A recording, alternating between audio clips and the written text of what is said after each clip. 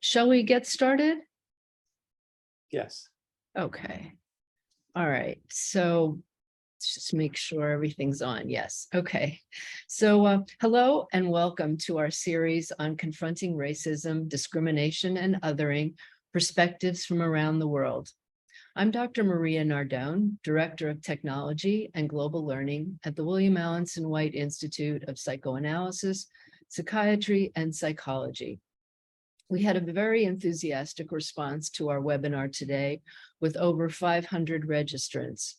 As in the past, we are reaching a global audience today with guests joining us from countries around the globe, including several provinces in Canada, Iran, Italy, the UK, Russia, Israel, India, Romania, Japan, Cyprus, Greece, Panama, South Africa, Korea, Portugal, Philippines, and of course, many states across the US.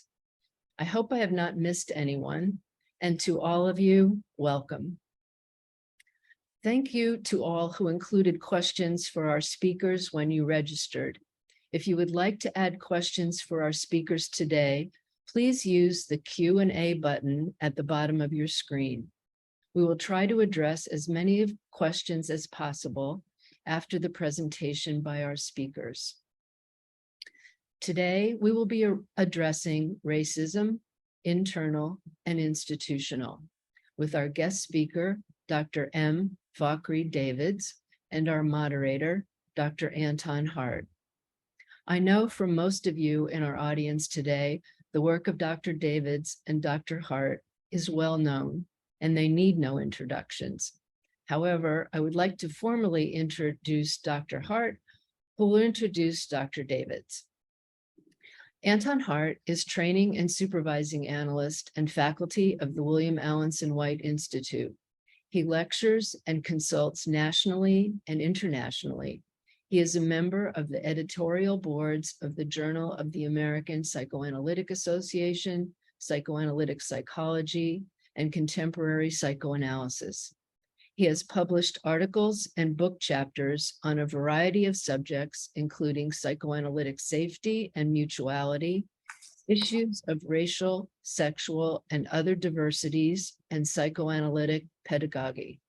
He is a member of the group Black Psychoanalysts Speak, and also co-produced and was featured in the documentary film of the same name. Anton teaches at the Manhattan Institute, Mount Sinai Hospital, the National Institute for the Psychotherapies, National Training Program, the Institute for Relational Psychoanalysis of Philadelphia, and the NYU Postdoctoral Program in Psychoanalysis. He serves as co-chair of the Holmes Commission for Racial Equality in American Psychoanalysis. Dr. Hart is in the process of completing a book for Routledge entitled Beyond Oaths or Codes Toward a Relational Psychoanalytic Ethics. He is in full-time private practice of psychoanalysis, individual and couples therapy, psychotherapy supervision and consultation, and organizational consultation in New York. So thank you, Anton, and I turn the program over to you now. Thank you, Maria. Thank you for having us. Thank you for guiding this series of lectures, which has had so many excellent lectures and talks so far. I'm glad to be a part of it with you. And I'm very glad to be here to introduce M. Fakhry Davids, who is a friend and colleague who I've gotten to know in our work together on the Holmes Commission for Racial Equality in American Psychoanalysis. So let me introduce Fakhry. I'm looking forward to hearing what he has to say and being in conversation with him and sharing questions and responses that you in attendance have as well, which Maria and I will be monitoring those questions in the Q&A as we go along. M. Fakhry Davids is an honorary consultant psychologist at the London Clinic of Psychoanalysis in the United Kingdom. He is a fellow and training analyst of the British Psychoanalytic Society, Honorary Associate Professor, Psychoanalysis Unit, University College London, and Visiting Professor of Psychoanalysis, 2022 through 2023, Department of Social and Psychoanalytic Studies, University of Essex. He is a member of the Holmes Commission on Racial Equality in American Psychoanalysis. He is the author of Internal Racism, a Psychoanalytic Approach to Race and Difference. And he also happens to be a fellow racially ambiguous psychoanalyst who has some overlap in experience in that regard to my own. So I'm very pleased to be here and in conversation with him. And Fakhry, I turn things over to you.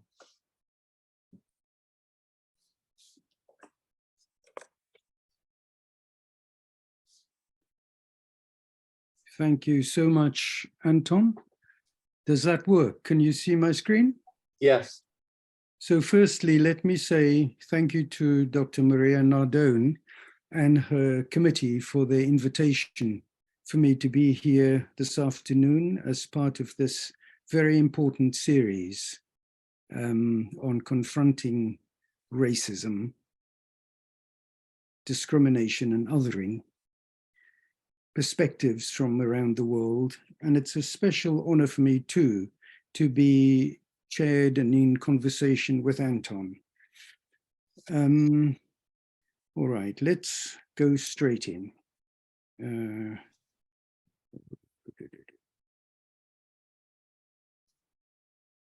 Okay, so there are two strands to today's talk. One concerns institutional or structural racism, and the other refers to internal racism. And there I will try to describe as briefly as I can a model that's derived from clinical inquiry, which is what I come to think of as internal racism. The institutional structural aspect of the talk is built on Frantz Fanon's observation made during the colonial period that racism exists, as he insists, within the structure of a given society and produces conflict in the mind. He contrasts that with the psychogenesis of internal conflict, which largely is assumed by psychoanalysis. So that's the background orientation that informs everything that I'm going to say. Then my own clinical inquiry asked, how does racial difference, I put it in quote marks because it's a controversial, difficult topic and people understand different things by it. But if you'd let me just keep it like that for the moment, how does racial difference and the conflict that's often associated with it, how does that operate in the mind? Then I ask, how is that difference internalized? And then I ask, what are the consequences of the way in which it's internalized? And from there, I ask questions like, what does racist attack involve and open up internally? So those are the two bits of my talk that I'll cover. As far as institutional or structural racism is concerned, I thought I'd give you a legal definition that comes from a formal inquiry that I'll talk about today, that took place here in the United Kingdom. It's defined as the collective failure of an organization to provide an appropriate and professional service to people because of their color, culture, or ethnic origin. It can be seen or detected in processes, attitudes, and behavior which amount to discrimination through unwitting prejudice, ignorance, thoughtlessness, and racist stereotyping, which disadvantage minority ethnic people. That's more or less the definition that we've come to accept here where I work in the UK. And it's fairly uncontroversial these days. Let me tell you straight away the response from the police commissioner. The debate about defining this evil, promoted by the inquiry, that is, the inquiry that produced the report within which that definition is specified, is cathartic in leading us to recognize that it can occur almost unknowingly as a matter of neglect in an institution. I acknowledge the danger of institutionalization of racism.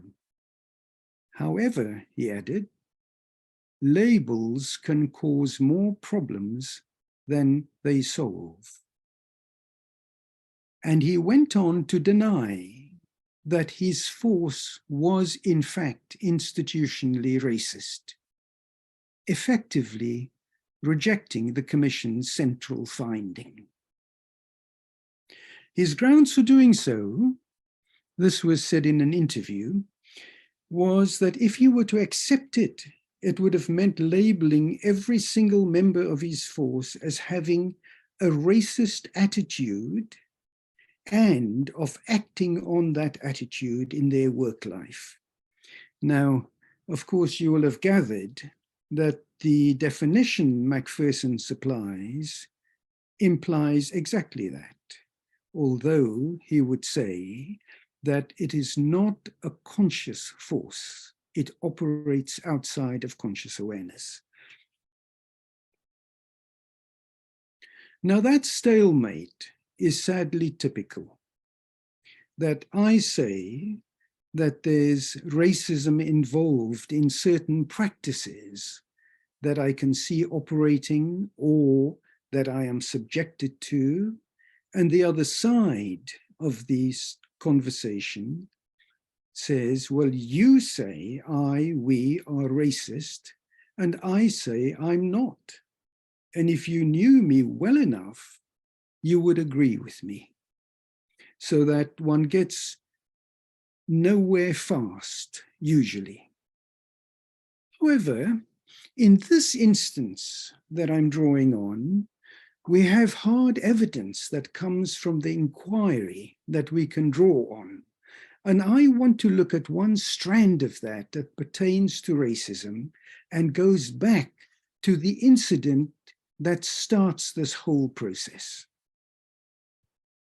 The inquiry heard, I'm quoting from the inquiry, of Macpherson's inquiry, that on the night of the attack in April 1993, Dwayne Brooks and his best friend Stephen had been searching for a bus in southeast London when 6 white youths approached.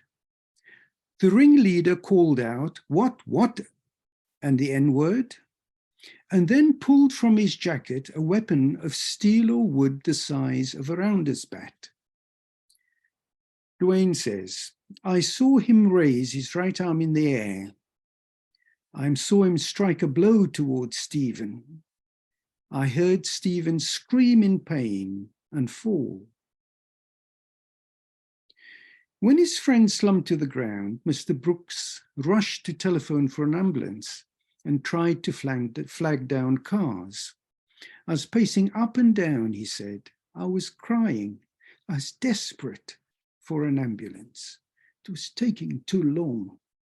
I was frightened by the amount of blood Steve was losing. I saw his life fading away. He went on that the police arrived, but seemed to be repulsed, his word, by the blood.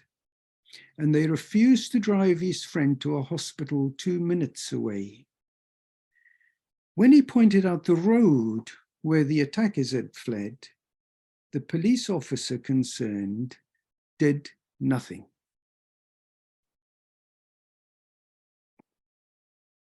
On the receiving end of it, Dwayne Brooks had a clear view of what was going on. Quote, it was like she didn't believe me.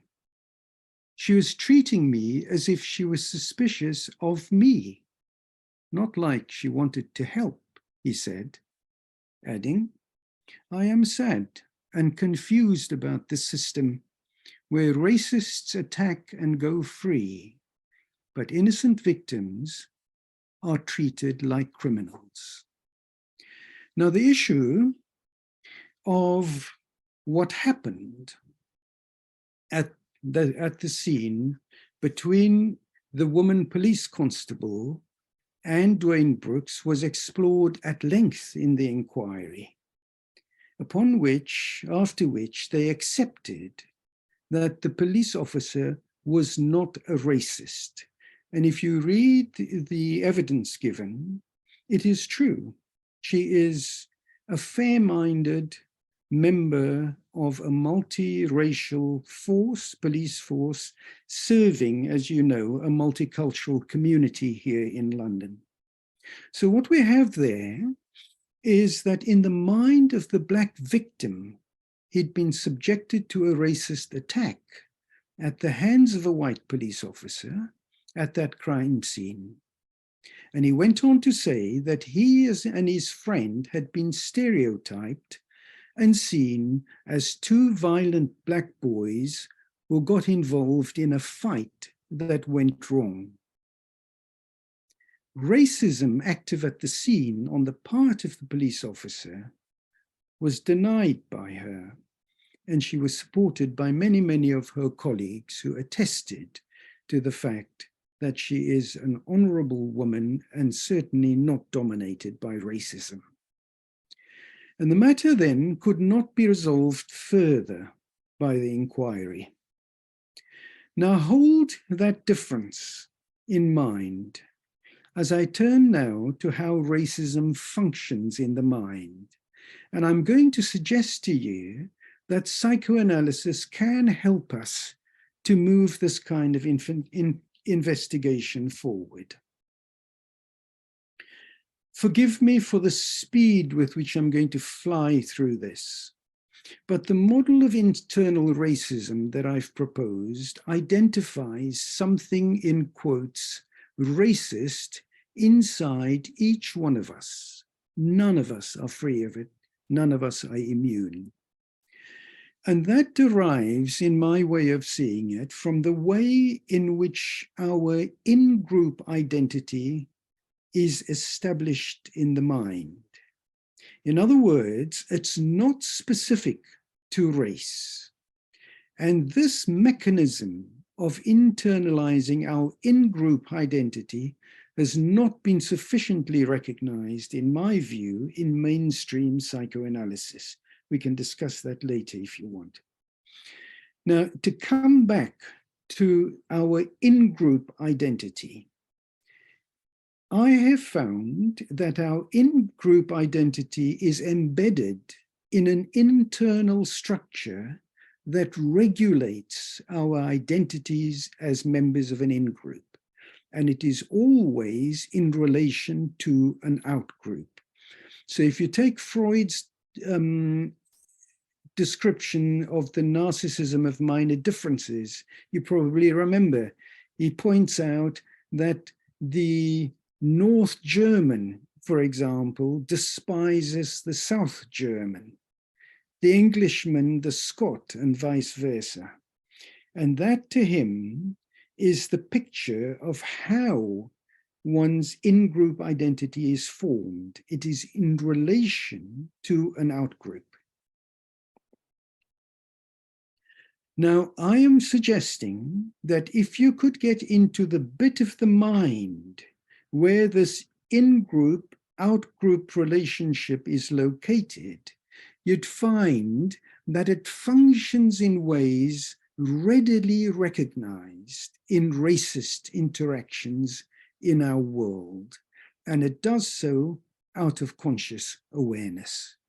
So that's a different set of observations that I bring together there, that if one looks at what Freud calls the contempt that the North German has for the Southerner, you'd find what we talk about as racist interchange in our world today. And that's why I think of the structure in which in-group identity is located as internal racism. Yeah. Now, let me give a quick summary of that.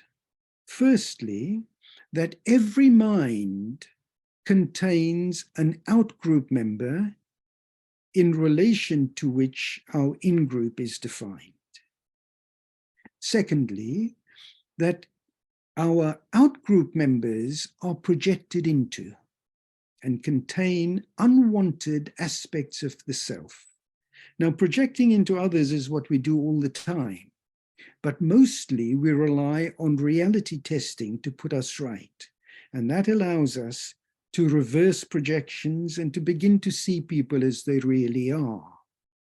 The projections involved in our definition of ourself, that is, in opposition to the outgroup, tend to conform to socially sanctioned stereotypes. And because we don't, by definition, have a hell of a lot to do with our outgroup member, we don't have these usual ways of putting things right, of reversing projection. So they become a feature of relationship with that figure is located in a structure whose aim is to keep the projections in place. And usually that structure does so by finding so-called facts about the object to support the way in which it is perceived. In other words, you have a unique situation in the internal world where a paranoid construction of the other continues despite the fact that the psyche has moved on way beyond when it needed to use such constructions. Now, I've said that projection into the other is not corrected. Now, if you reflect on that, usually when you correct your projections, you mitigate the guilt that goes with shoving things into other people.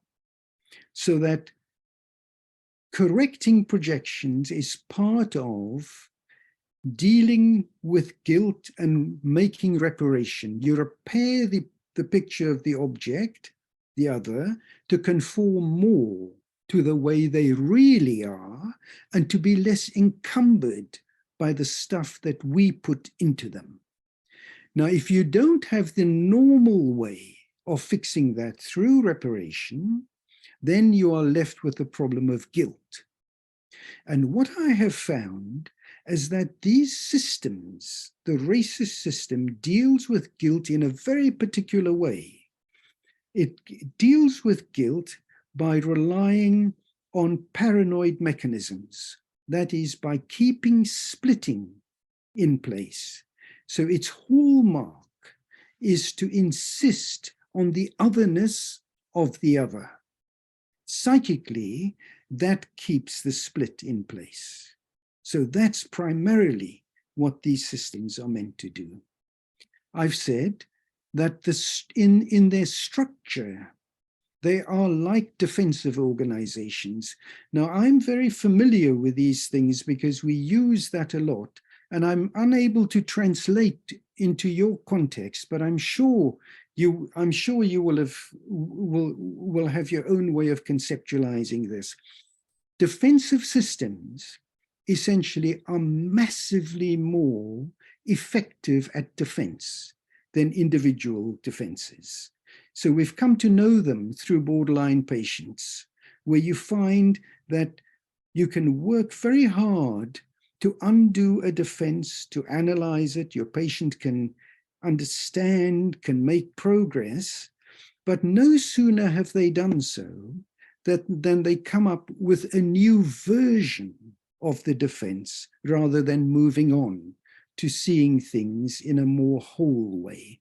So it's that resilience of this defensive system that I think you can see at play when you have a racist system there. So if you think of that police commissioner, when he reads a long report that documents point by point, the argument as to why people think that his police force has a problem with institutional racism that needs to be confronted if it's to move on. You can read all of that and come up with a but it's to this or that, but you don't really know my offices. You are stereotyping my offices, whereas if you knew them, you would understand as I do that they're decent people. So you can see that's what I mean by the resilience of this kind of thing that exists in the mind. I've got a picture there which may not work for you, but there's a whole literature on what are called pathological organizations that we rely on a lot in the UK. Now, if you think this is written in a Kleinian model, so you'd write it in your own model in a different way, but the elements are the same. In the Kleinian model, in order to grow and develop, one starts with a paranoid view of the world, and then you move on, you learn, as I've said before. And there are all sorts of technical terms for that, but you let your objects be themselves. That's the fundamental issue. And that's the oscillation between paranoid, schizoid, and depressive possessions. Klein holds that it's not just in the beginning of life, it's all through your life. That's what it's like. We do violence to our objects, and then we've got to fix it. So that's basically that oscillation.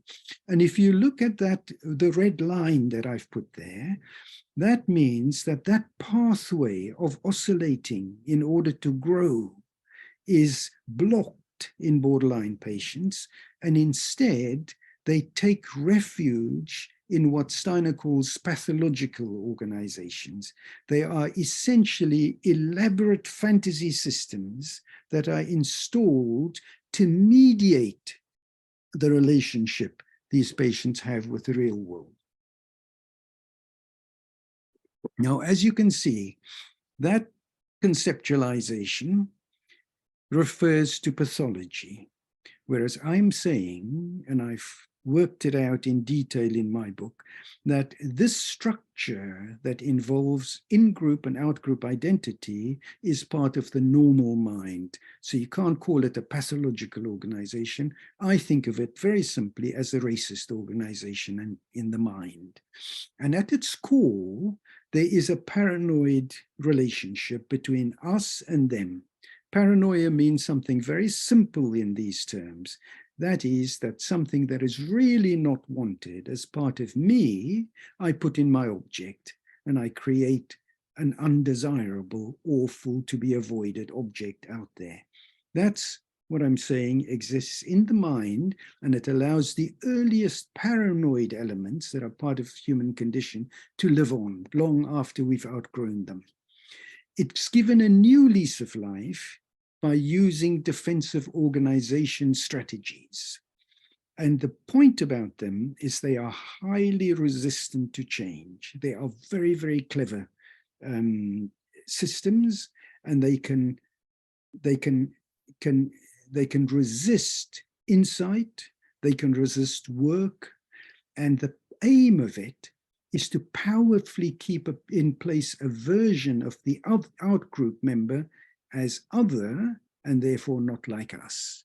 And if you study them in detail, sometimes you'll see a racist organization will concede one thing, one bit of reality, and then come up with an alternative version that keeps the other as it had ever been.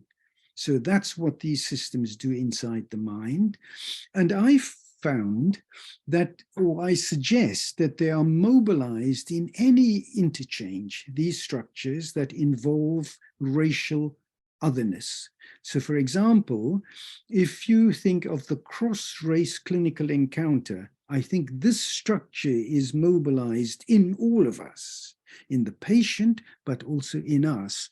And I've argued that's what accounts for the fact that very able, gifted, and astute clinicians can become completely paralyzed when the topic of race or racial difference, I include culture and so on, is raised in the consulting room. And you can see from that is a corollary that in order to face that, to fix that, you can't do it at a behavioral level. We analysts have to fix it at an internal level, which means we have to get to know our own private internal racism better, which is much easier said than done. So the last point I've already made, that the pathological organization is associated with pathology, the outgroup defensive system, that's the racist organization, is associated with normality. It's something all of us have to contend with. Now, a couple of features that are important for us to notice. One is they can seize hold of the mind and exert a kind of mafia-like control, so that ordinary learning from experience, ordinary ways of relating to the other as another human being, mysteriously become out of range for us. We can't reach it. So that creates the paralysis I've already talked about. Secondly, these structures act like autonomous beings inside of us. They have a life of their own. And I've already said the aim is to keep the other othered. That is to keep a split in place. And that split is defensive against guilt. And all of that is played out in an internal fantasy system. I've made the point they are very resilient and slippery. They make extensive use of projection to evade the truth about what's going on to be known. And they are very expert at keeping racism in somebody else. It's one of the problems of dealing with these things in groups. It's very easy to plead guilty to somebody else's racism. But the mark of that is it won't help you when you really need to, be on better terms, as I think of it, with your own racism. And this projection, of course, makes it more and more difficult to locate it within. Now, I want you to forgive me, please, for that whistle-stop tour through, what heavy ideas, really. But forgive me for that, because I wanted for this talk to think more about what use that kind of thinking, our psychoanalytic way of making sense of it, might be in the real world. So to return now to the Lawrence inquiry, I realize I'm not telling you very much about it, but I hope you've gathered that an innocent boy was murdered by racist thugs. And it became an issue. The inquiry took 6 years to get underway. So it's massive, we're talking about massive cover-ups at all levels. It was common cause that it was a racist assault. And what most people were very, very upset about is the fact that nobody up to that point had been taken to court and found guilty for that murder. And it was particularly egregious to citizens of London because it was common knowledge who had done it. Within that community, it was common knowledge. Almost immediately the murder happened. It was around, people knew, and so on. So that's the gist of it. So the people wanted to know, how is this possible? How is it possible that a Black citizen can be murdered and justice not be done? That's the gist of it. Sorry, I've not told. Now, to come to the detail I wanted to discuss. On the morning after, no, before I go to that, remember,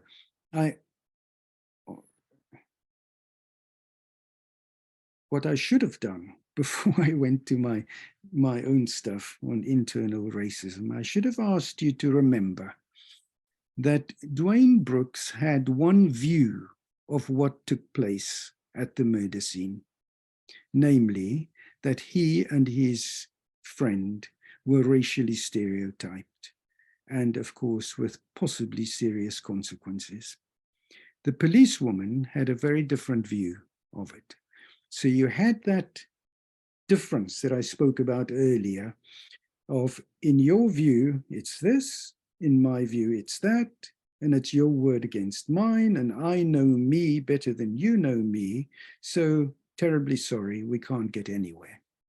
So here's an interesting piece of detail that emerged in the inquiry. On the morning after the murder, the police officer visited the hospital where the boy was taken to find out, quotes, whether she could have done more. Now, that was a point at which the situation might have been rescued, in my view. Stephen could not be brought back to life. He died before he got to hospital. But everything might yet have gone into bringing his killers to justice, an act of reparation that might have mitigated guilt. Drawing on the theory that internal racism can defend against unbearable guilt, I want to suggest that the idea that something racist may have occurred at the murder scene, as spelled out earlier, could not be faced. Instead, the subsequent investigation was fatally undermined by a series of further blunders, including a failure to follow up relevant leads, a failure to gather and hold on to vital evidence, failures in surveillance, the failure to arrest suspects, and so on, which led to the inquiry's finding of institutionalized racism.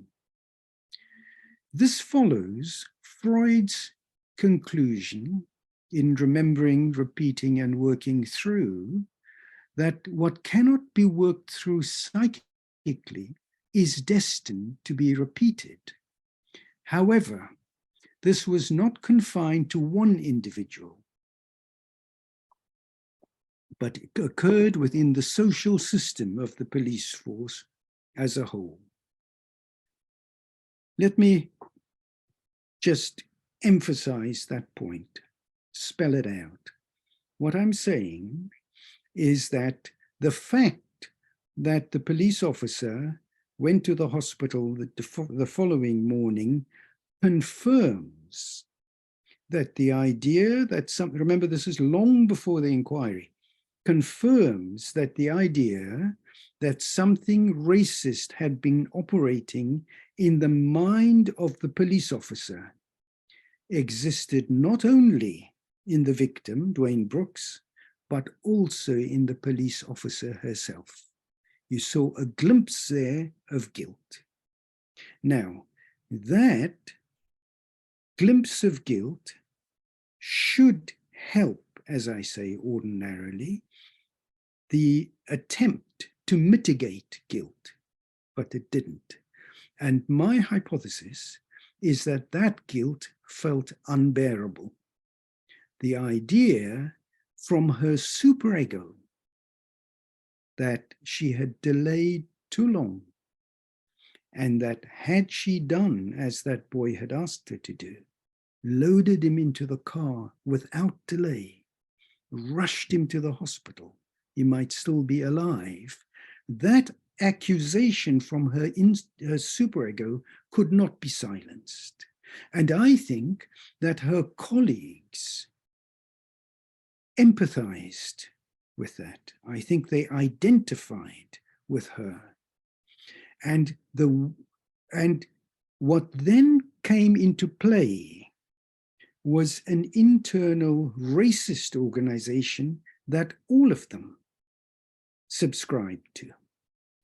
That is, that kept the blacks as the bad objects and left them unconsciously identified with the white killers, so that you can begin to understand the dynamic meaning of all the failures. Now, that's a terrible thing to say, but I think it's inescapable if one lets in that notion that there was a glimpse of guilt. Of course, that's useful to us as psychoanalysts. It's absolutely useless to a legal inquiry. It's neither here nor there. In fact, to them, it signified that she was a compassionate human being, not without feeling. So I say that in order to emphasize that a psychoanalytic understanding can be of use in making sense how something went wrong. And from that, if one can bear to think about it, you could also think how things might be better handled. Yeah? So I'm trying to bring all of that to your attention. So let me summarize.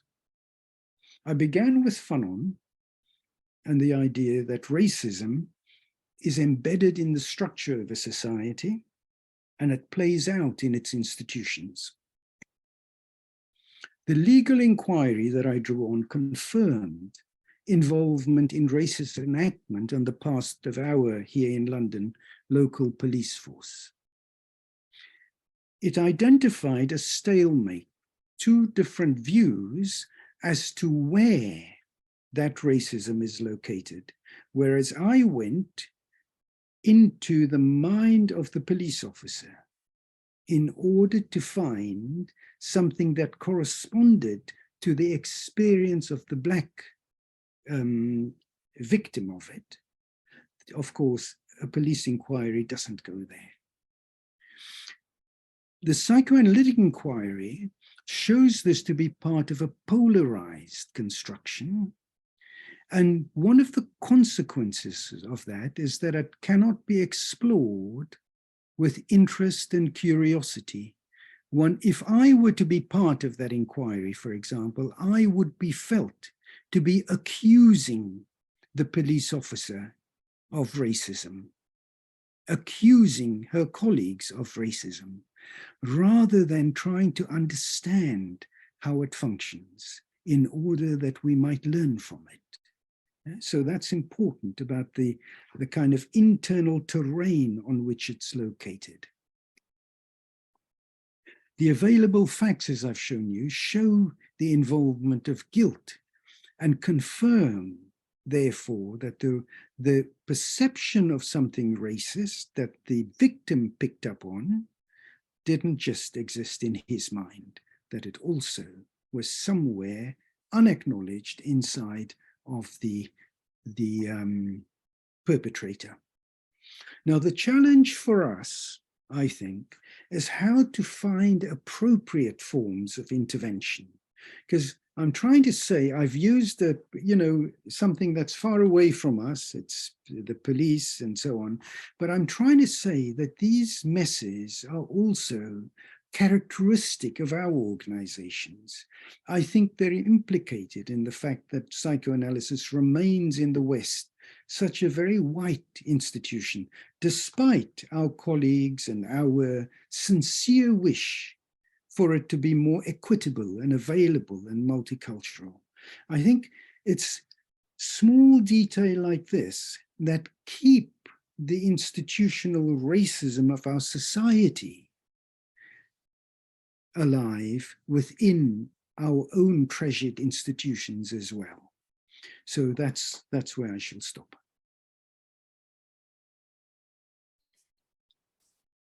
Thank you very much, Fakhry, for this remarkably clear account of your thinking about internal racism. You seem to feel apologetic about not having told us certain things until later when you told them, but it was so coherent and riveting, actually, and disturbing in the particular example that you used. There are questions pouring in now, and I encourage people to keep the questions coming, and we're going to be getting to as many as we can. But I want to start by asking you what I regard as a central question that is brought up by your thinking. You made the distinction just a few moments ago between accusation on the one hand and trying to understand on the other. And one of the ways that you try to move us and move our thinking toward an understanding orientation, which arguably is at the core of a psychoanalytic vision, is by trying to understand the internal processes that exist in all people, and indeed starting with the premise that we all have racism within us. However, and that societal structures support those internal structures and vice versa. But the question becomes, how do we shift the dialogue, given that so much of the discourse winds up being about accusation and counter-accusation, which is really a functioning in the paranoid schizoid mode? Yeah. What ideas do you have, including practical ones, about how we shift toward understanding on an individual level and importantly on an institutional level? Well, I think firstly, Anton, it's I mean, that's the, it's the central issue, as you say. That is the real challenge for us, who can see, we can sort of see the nature of the beast that we're confronting, but how does one begin? Now, I think that if you start with our clinical understanding, I think that can be enormously useful. So, for instance, if you identify it, for us, the most important distinction is, are we in a paranoid situation in relation to whoever we're talking to, or are we in a space that's more a thinking, reflective, interested, curious space? And I think the biggest mistake we make very often is that we get that diagnosis wrong, that we talk to somebody who is in a paranoid relation to us as if they are interested in discussing something with us. And I think if you begin on that basis, then you're lost, because you're getting a false dialogue, and a meeting of each other in, at the right spot hasn't occurred. So that already is an important observation, to ask oneself, and where am I today? And we've got, all of us have experience of working with disturbed paranoid patients. All of us know that, or analysts know this, psychiatrists may not think like that, but we know that even the most paranoid patient sometimes moves from that into a slightly different mindset. And we think our most prized sort of attribute, ability, is to be able to tell the difference between the two. So firstly, if you're with somebody who is seeing you as an enemy, then that is what you have to start with. Now there are many ways you can do it. You could say, you could say to somebody, you're posing that as a question, but I think it's a confrontation you're having with me. Now, at least if you start in that way, you're in the right territory. And if you're with somebody who could move, I think that works sometimes. If you're with somebody who can't move, who's so entrenched in their view that you are literally the kind of enemy and so on, then there's no movement possible. So I think one has to make that distinction. And then there are further things that we can do. For example, if you can't have a discussion with somebody, it's not the end of things. I mean, you could say, well, you're perfectly welcome to sit here and be part of a discussion I'm having with somebody else. You can be an observer, but to sort of get that right. Or you could decide, that you're with somebody who's anti-thought, who really doesn't want thinking to be brought to bear, in which case I think all of these things can be discussed.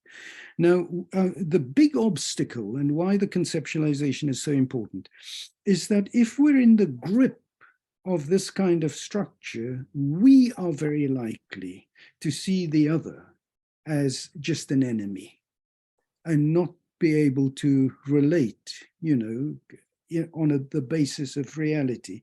So you can see, I sort of go slowly, and I think if you bear that in mind, it may be helpful in trying to work out, can we move from the mess where we are, which is the polarized situation? Yeah, let me push you a little further, Fakhry. What you're saying is important here, and partly satisfying to my ear. We have a context in America right now, I presume similarly in the UK and elsewhere, where there is enormous anxiety about the litigious aspect of discourse on race and racism. And by litigious, I mean not necessarily pertaining to lawsuits, but pertaining to the kind of accusation and counter-accusation that you eloquently described in your presentation. So that sometimes when there is a racial or race-related incident in a psychoanalytic institution or another institution, the context immediately becomes one in which arguably paranoia is appropriate, that a person has to defend themselves, that they feel worried about being called a racist, worried about being labeled. Some people put it in the language of worrying about being canceled, ostracized. And under those circumstances, which arguably we arrive at after years of complete disavowal and unaccountability of racist action. So there's this, we're in a climate where there's an emphasis on accountability. But in that context, the emphasis on accountability seems to neutralize the ability of people who are involved in racial enactments, actions that may have racist elements that we hope to look at and understand, but people have to defend themselves because the stakes feel as if they become too high for them, the risk too great, and they feel unprotected in the face of such accusations. So I want to ask you to draw you out even further. What thoughts do you have about what could be done structurally in order to create the sufficient safety, the sufficient climate of reflectiveness to enable people to do the work of taking more responsibility, feeling more of the guilt rather than disavowing it because of the potential threat of overwhelm? I don't know is the answer to that, but let's share some thoughts about it, and let's see. Because, I mean, there's so the examples you give are so real. We know them, and we encounter them all the time. And, the question of how should we approach them? How can we move?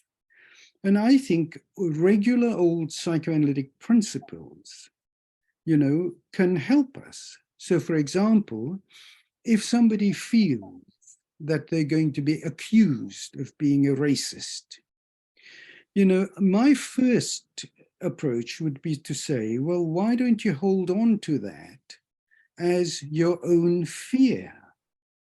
And if you bear in mind that the terrain is a paranoid one, that is very likely going to finish up as you are accusing me of this.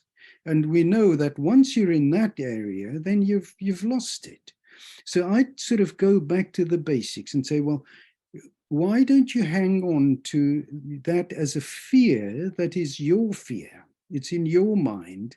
And if you remember our Freud, what we so admired about Freud is the idea that he'd say, well, that's inside of you, and you have to own that it is your fear. Now, that's the first thing.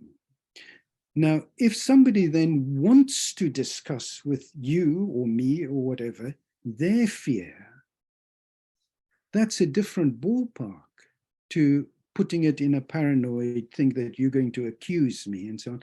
And I find that if one can if you bear in mind that they have an organization in this inside themselves that will constantly be, trying to persuade them to put it into a paranoid way, then I find just picking that up and saying, look, there you can see, now I'm accusing you again. Now we've lost the plot if we're back into, because, once we're in that territory, we're in the grip of a racist organization. We're not going to be able to move, So by going back to the beginning and bearing in mind the power of the paranoid construction and the way it pulls the person in, even as they're trying to move from it, I think if one talks to people about that, that can help, and if you bear in mind that it takes time as well, you've got to be patient, that also adds a perspective, because any one of these things that it takes time, they go against what the racist organization tries to push you into. Which is that you can solve this straight away, just work out where you belong, and then safety comes from belonging. That's its modus operandi. So if you know that's what you're up against, then you can devise ways of trying to sort of bring that struggle to the fore, and the more one can, the more you help the person to see that although you might be Black and the target or victim of anti-Black racism, that your purpose is not to torture them to hell for it, but that you're also a fellow human being who wants, if you can, to help. So those are some thoughts, Anton. Yes, thank you.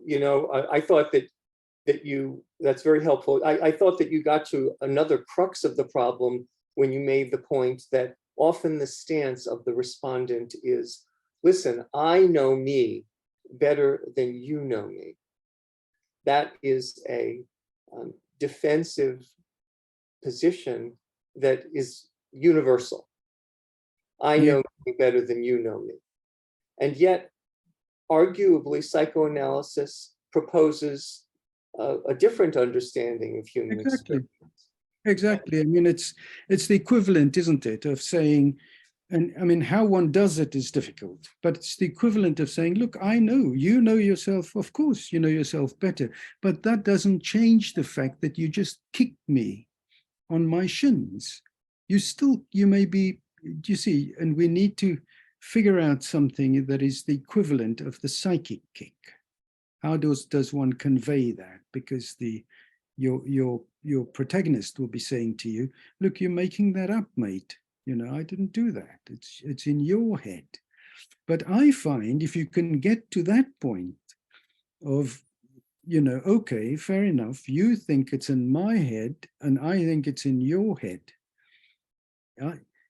When you get to that, at least you got the basis of something that can be discussed. And you have to say, well, we can try and get to the bottom of this, but there have to be some basic rules, don't they? You can spell it, say, we're going to sit together until we get to some resolution, okay? We're not going to move our way through this. Yeah. I think it's going to take time. We treat each other with respect. If I think you're projecting into me, I'm going to tell you. If you think I'm wrong, you're going to say so. We will then together look at all the evidence as to what's going on, because it's in the here and now, conversations being had between two. If you can get into thinking, okay, it needs a certain kind of container,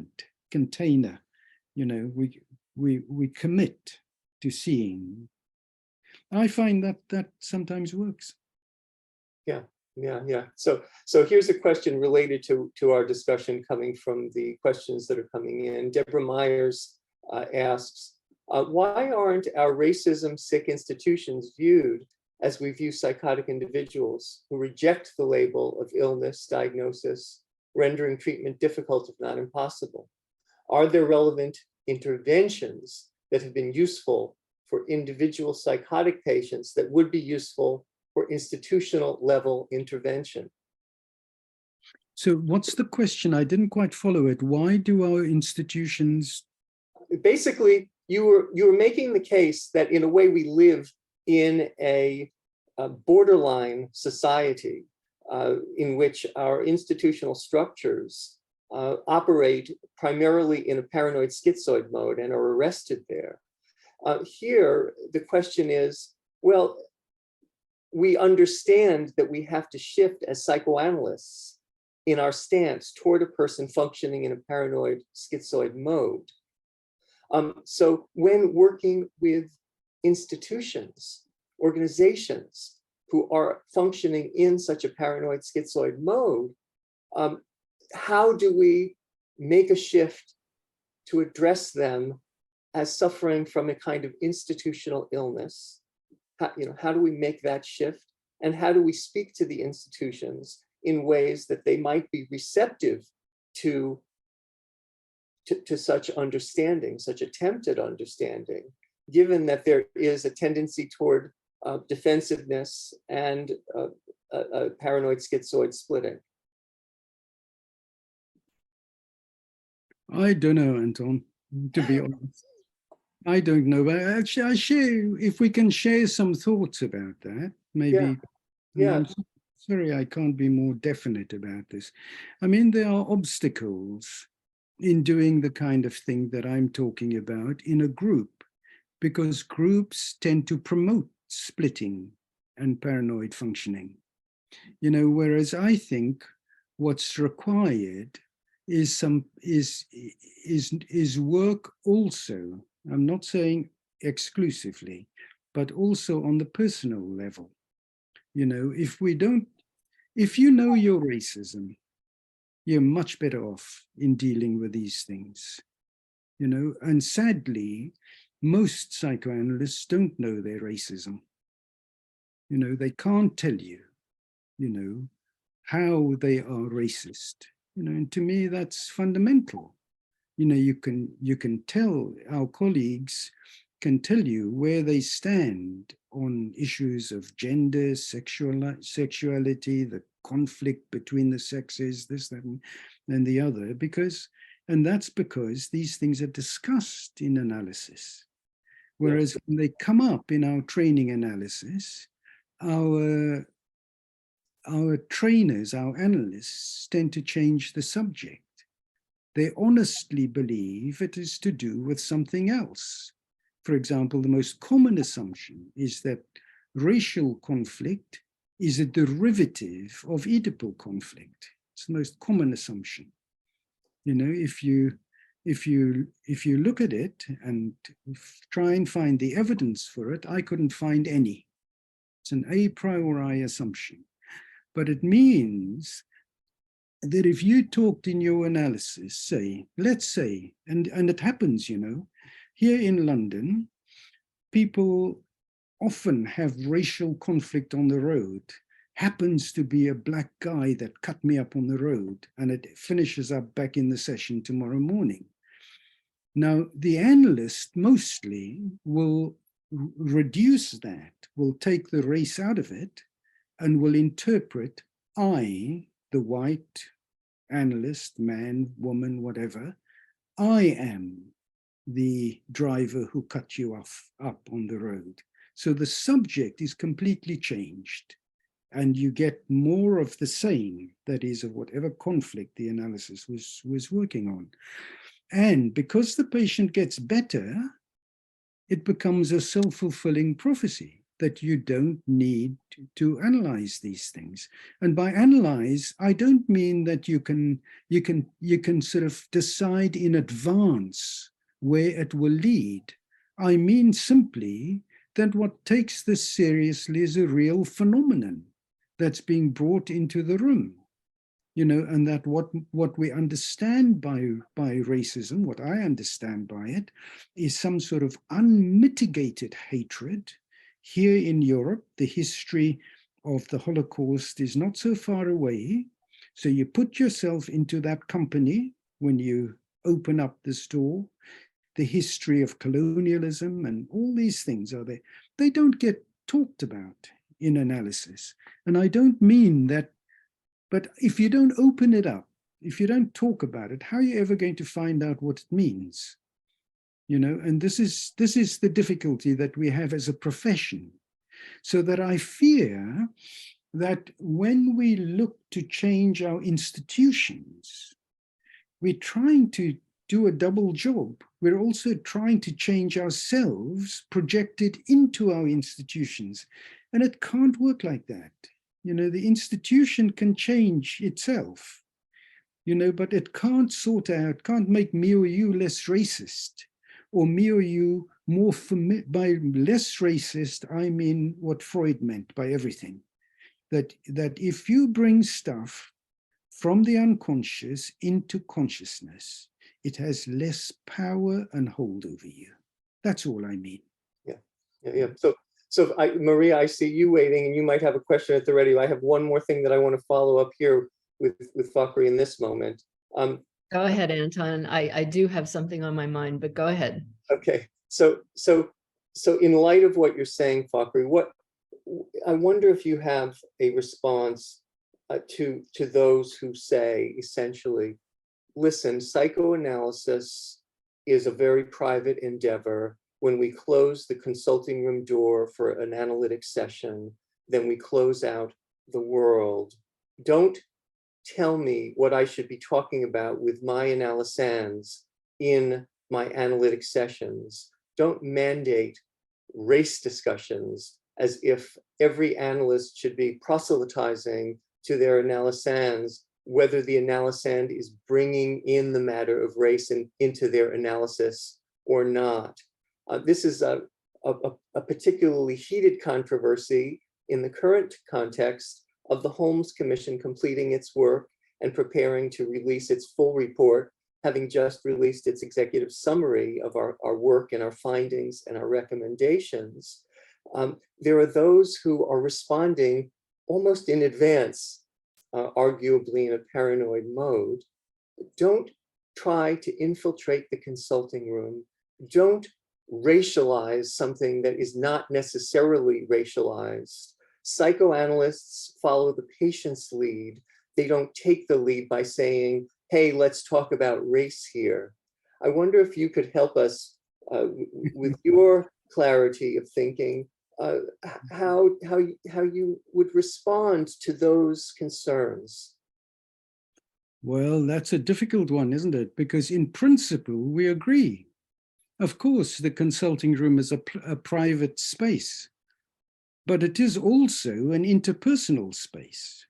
It's also a space in which one person enters in the full expectation and giving the other person license to sense what they themselves may not be familiar with, may even, be completely opposed to or whatever. They give the analyst that position, that permission. So I think somebody who claims that kind of level of privacy, I think that in its own right, it's psychoanalytically is invalid. It's not true. Now, whether you or I have the right to say to somebody else, listen, race is a factor in that consulting room, of course they're right in a way, unless we've heard material from that analysis, we're talking theoretically. So I would concede that, I'd say this, I'm pretty sure if you discussed material from an analysis taking place in the United States today, I'm pretty sure a guy like me would find some hidden racial stuff in there that you may not be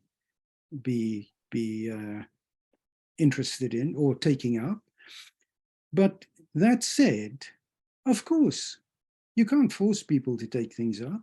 That's their choice. But I would also say that the way clinical analysis works is through us as colleagues talking to each other about things that happen. And how many times have you learned from a colleague? You see, oh, they see this in that, and that you think, oh, that's interesting. And then the issue is, why does that not apply to matters racial as well as everything else? So, it's an interesting discussion. Yes, and I would add, when you talk about things hidden, things might be buried, embedded in the individual's psyche, and there are phenomena that are hidden in plain sight, and this is often what we talk about in terms of privilege, or working in a context of white supremacy. The things that are givens, that are presumptions about our positions in the world, our sense of safety or not, our sense of what's important or not, that these are aspects of, in some cases, structural racism, internal racism, that hide in plain sight. They do. I think the question becomes, how do we talk about those? And are we pushing an agenda if we try to bring them up? But there's a difference, isn't there, between pushing an agenda and identifying, for instance, an absence of a certain kind of discussion in our collective discourse. And I see us as doing that. And of course, one may be wrong. I mean, we accept that. You're not always right. It may be your preoccupation, your hang up, but that the discussion should be had. That's, I think. I think people seem to forget that one of the, at least according to Freud, one of the requirements of being an analyst is that you have to have your ongoing self-analysis. And that means that we factor in that there always may be things that we are less familiar with, less aware of, and that when we function well, we have an attitude of curiosity towards those topics. And then when our hackles rise, when somebody raises a particular topic, it is for us something to think about as psychoanalysts in that way.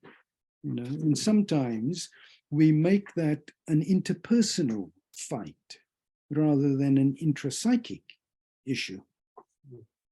Yes.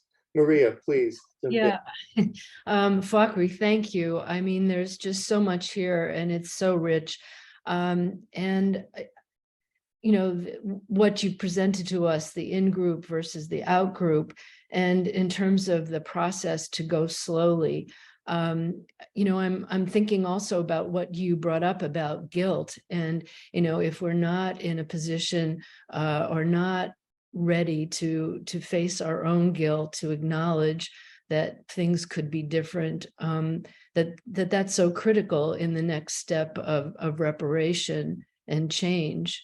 And then I think related to that, what you said about, how we're trying to fix our organizations, which, really starts with, our own personal, individual issues. I know I'm running a couple things in together here, but with that as well, someone brought up a question about group relations conferences. And is there any hope there for an intervention that maybe combines looking internally, individually, as well as in the group? Yeah, I think so, as long as we don't think it'll solve all our problems. If you must remember, the dynamics of paranoia are very pervasive, and the idea that there is something ideal that we only have to find and belong to, own in that way, that would somehow solve the struggles we have, that's problematic. It's not going to work. But if one can approach it more with an attitude of curiosity. See, if you go back to the police commissioner, if he had said, this is easy with hindsight and it's not us and so on. If he had said, my God, this is a very, very upsetting finding that these guys are coming up with, that we are institutionally racist. I find that abhorrent. I find it unacceptable. Everything in me wants to reject it and to say it's wrong. Now imagine the police commissioner said that rather than enacting it. Yeah, he enacted it by saying, this is not true. If he could put that into words, and if he could say, you know what, painful as this might be, I wonder if we could work together with somebody to try and figure out how these things infiltrate our organization. Because I'm sure none of my officers would want to enact these things. You see, that's a very, very different attitude. That's taking responsibility for something that somebody else has observed, and in this case, compelling evidence for. But if the evidence base is not so great, one could still have that kind of attitude and say, let me work with you and let's see if together two heads are better than one. Let's see if we could look and see. You see, now that if we could achieve that, then we'd be in a better place. You see, but that requires a kind of taking, I call it taking responsibility for the fact that much as we regret it and hate it and blah, blah, blah, we have something racist inside of us. And it may be playing itself out in the organizations that what we've created, because that's the idea of institutional racism. So as analysts, I think we can begin to address that in two ways: open it up individually, but also, as people were saying earlier, we have a stance that we think might be more helpful in a group setting. And we know how our internal thing would want to persuade us that there's an enemy out there, and go for that. And then you get safety from belonging, not from tackling your problems. Of course, there is this challenge about the matter of curiosity, which you are so rightly emphasizing as an essential antidote to paranoid and schizoid mechanisms. Cultivating curiosity in a given conversation, in the psychoanalytic situation, in organizational, institutional culture. The challenge is that curiosity is not benign, I think. It's not what? It's not benign. It's not a benign, feel-good orientation, because curiosity threatens to take us to things that would be overwhelming, that would be intolerable, that would be unacceptable.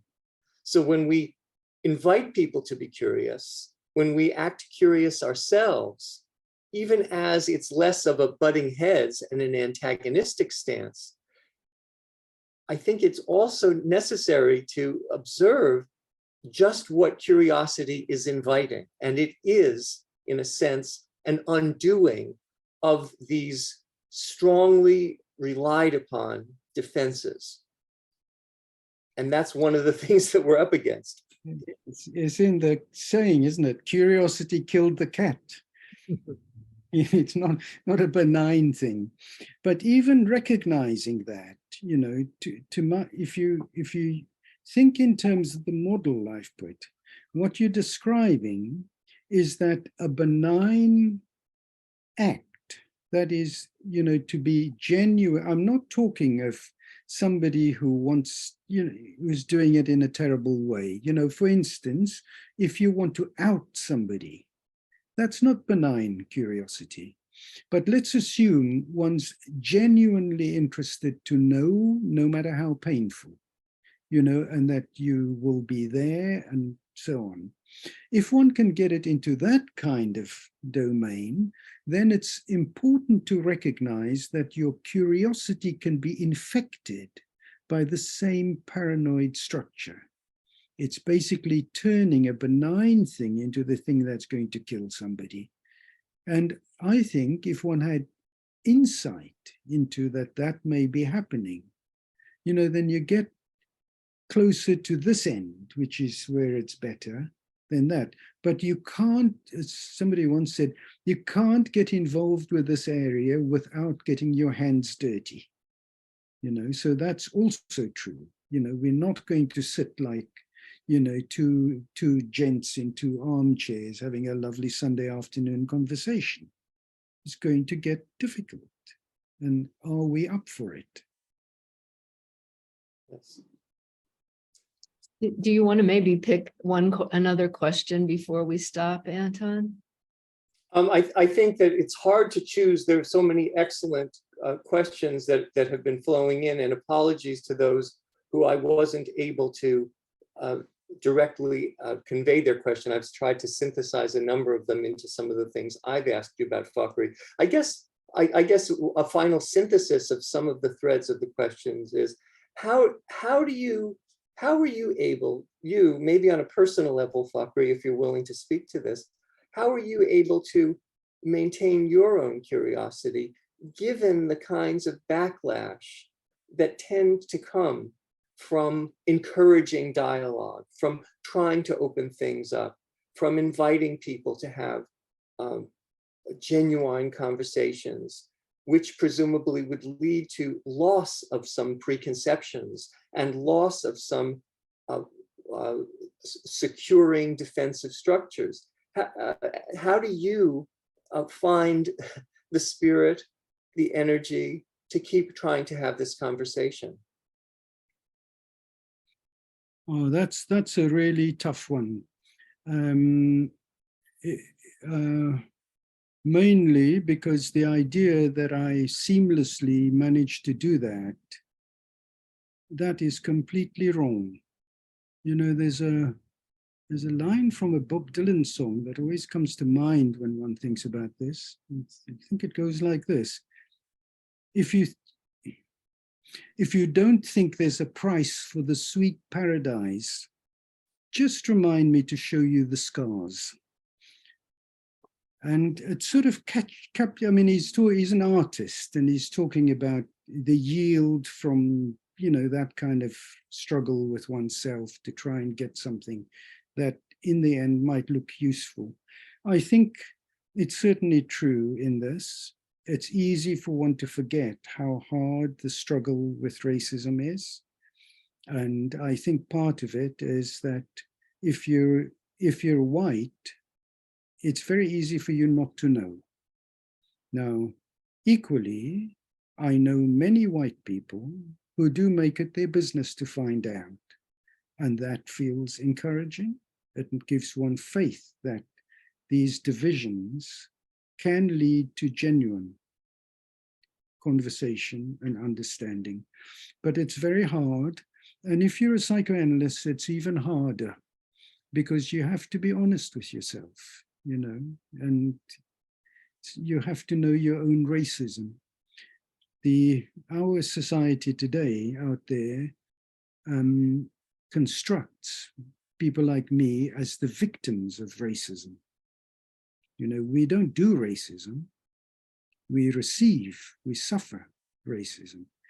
And you know, if you know your psychoanalysis, that's a construction of yourself that is paranoid in nature. You've got to go further and open things up and so on.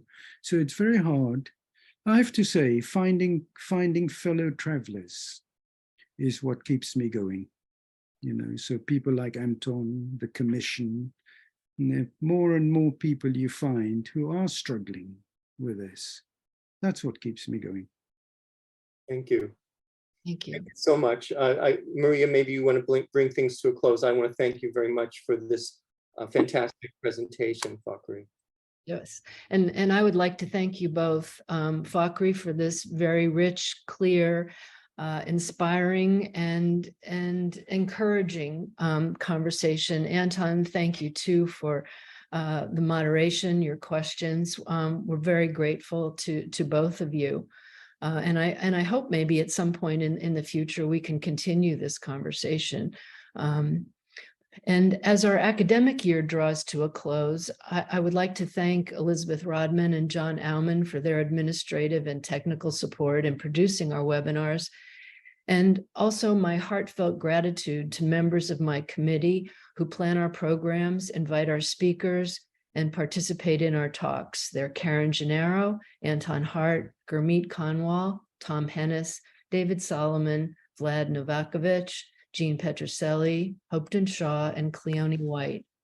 And to you, our audience, thank you for joining us today. And please do send us requests for future programming. We look forward to hearing from you. We hope to have this recording on the Institute's YouTube channel. We will send out the slides. And if you weren't able to copy the link for the Holmes Commission, I will see if we can also send that in an email to everyone. I hope I haven't forgotten anything. But thank you both, and I wish everyone a wonderful rest of the weekend. Thank you. Thank you both so much. And do you keep the Q&A? I don't know how to I've not been do able to look at it, but is it possible? I think there's something about the type of Zoom account that we have that has to be HIPAA compliant, that doesn't allow us to have closed caption, and I don't think we can keep the Q&A, but I will ask. Okay. All right. Thank you. All right. Bye-bye. Bye.